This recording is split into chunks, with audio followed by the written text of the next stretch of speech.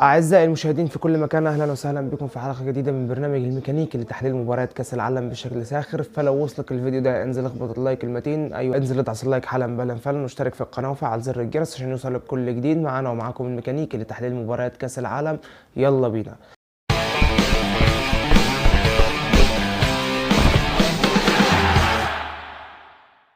الحقيقة لما تتكلم على ماتشات كأس العالم امبارح، كل ماتشات امبارح كانت على قدر عالي من الأداء، من الرجولة، من القتالية، من كل حاجة حرفيا تشوفها في ماتشات امبارح تحس ان في روح.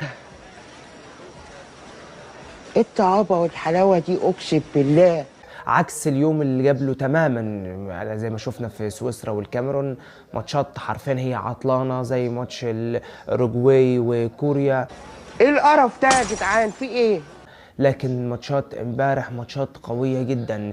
بنفتتح اليوم بماتش ايران وويلز، حرفيا ملحمة من الفرص الضايعة، ملحمة من القتال من جانب المنتخب الايراني. المنتخب الايراني ظهر بشكل عكسي تماما على اللي ظهر فيه في ماتش انجلترا. كيروش بيجدد الامل لايران. شفنا ايران في كام كورة بتروح، شفنا ايران سوء حظ ملازمها غير عادي في هجمة واحدة، كورتين في العارضة وكورة يصدها الحارس. حرفيا ايران استحقت المكسب. ويلز ما ظهرتش، ويلز بأداء باهت، بأداء ضعيف، يكاد يكون هي ويلز اساسا ما جاتش الماتش.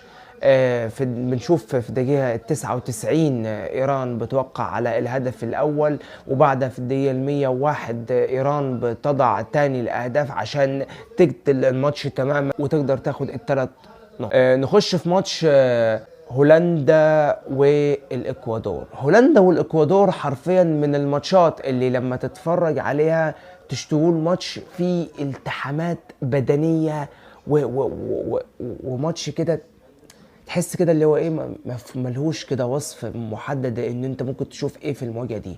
يعني انت على الورق ممكن تتوقع ان هولندا ممكن تكسب، ولكن لما تبص على اداء الاكوادور في ماتش قطر وتشوف مثلا هتقول لي يا عم دي قطر وقطر ضعيفه والاكوادور طبيعي تكسبها، والاكوادور متعوده اصلا ان هي تلعب فرق اعتى قطر.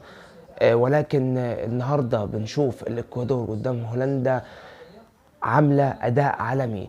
بنشوف اللعيب اللي اسمه جاكبو بيسجل الهدف الاول لهولندا في كاس العالم، بيسجل الهدف الاول لهولندا عشان الشوط الاول يطلع 1-0، وقبل ما الشوط الاول يخلص الاكوادور بتحط هدف، ولكن الهدف بيتلغي عشان ندخل الشوط الثاني. الاكوادور داخله بعزيمه، داخله بروح، تبص على منظر اللعيبه في الملعب تشوف اللعيبه لا احنا هنروح، احنا هنلعب، احنا كسبنا، احنا خدنا 3 نقط الماتش اللي فات، احنا طمعانين ان احنا ناخد 3 نقط الماتش ده.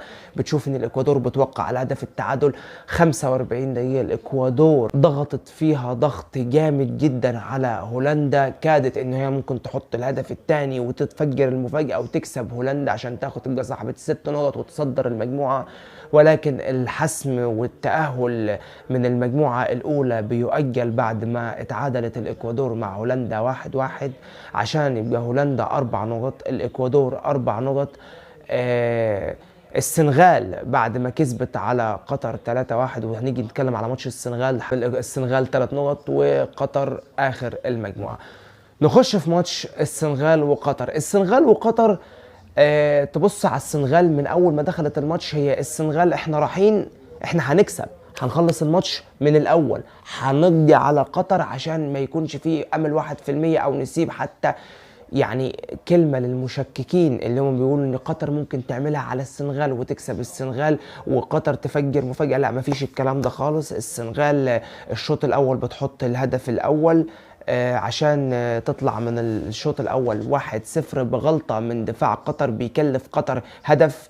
الشوط الثاني بتدخل اول الشوط الثاني في دقيقه 48 تلاقي برضو الهدف الثاني من السنغال بعد ركنيه كده. قطر بتحيي املها شويه في محمد منتاري عشان يوقع على اول اهداف قطر في تاريخ كاس العالم باحرازه هدف للمنتخب القطري، عشان بعدين السنغال تقضي تماما على امال قطر في ان هي ممكن تعمل اي حاجه ولا تتنفس حتى في الماتش ويتوقع على الهدف الثالث. السنغال استحقت المكسب. السنغال باداء عالي تكسب قطر. 3 نقط مستحقين عشان السنغال تكون 3 نقط في المركز الثالث، وقطر رسميا بتودع كاس العالم. ندخل في الماتش الاخير، الماتش اللي خلص معانا اليوم. الكوميكس اللي طلعت في الماتش ده كتير، هي ووتر ولا ورر، احنا ما عرفناش ولا هي ووتر ولا هي ورر. الماتش خلص 0-0، ماتش بيشهد تألق هاري ماجواير، ماتش فرص بتضيع سواء من انجلترا او من الولايات المتحده.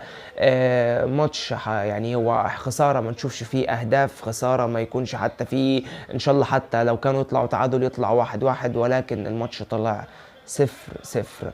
فده رأيي. اهم حاجه رايكم انتوا في الكومنتات، ما تنسوش اللايك والسبسكرايب وتابعوني في كل جديد عشان تشوفوا حلقات الميكانيكي في كاس العالم. سلام عليكم. اتفضل السلام بس انا ما تجيش هنا تاني. الراجل خان حضرين من بيت مين؟ ده بيت انا يا لمبي. انت بتفضل بالسلامه. اتفضل بالسلامه يا لمبي. ازيك؟ طب اتفضل بالسلامه.